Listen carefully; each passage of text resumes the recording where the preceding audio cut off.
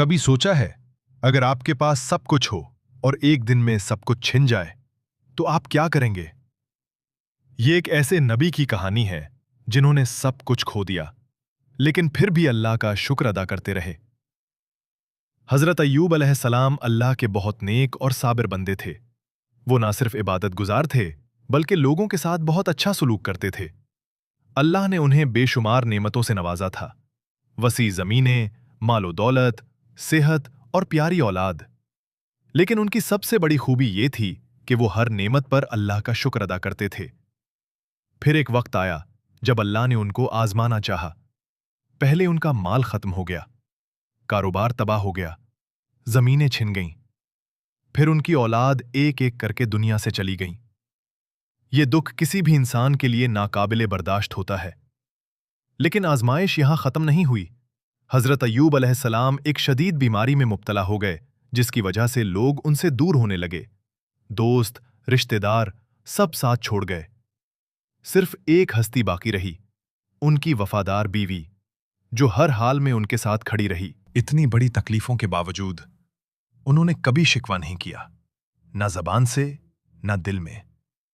वो कहते थे, अल्लाह ने मुझे सानों खुशी दी, अगर आज वो आजमाइश दे रहा है तो मैं कैसे शिकायत करूं। यही है असल सब्र। कई साल गुजर गए, तकलीफ बढ़ती रही, लेकिन एक दिन उन्होंने निहायत आजिज़ी से दुआ की, ऐ मेरे रब, मुझे तकलीफ पहुंची है और तू सबसे ज्यादा रहम करने वाला है। अल्लाह ने फौरन उनकी दुआ कबूल की, हुक्म दिया, अपना पांव जमीन पर मारो। जब उन्होंने ऐसा किया, जमीन से एक चश्मा जारी हुआ। उन्हें कहा गया, इस पानी से गुस्ल करो और पियो। ये अल्फाज शिकायत नहीं थे, ये सिर्फ अल्लाह की रहमत की तरफ रुजू था। जैसे ही उन्होंने ऐसा किया, उनकी बीमारी फौरन खत्म हो गई। जिस्म पहले से ज्यादा ताकतवर हो गया, चेहरा नूर से भर गया।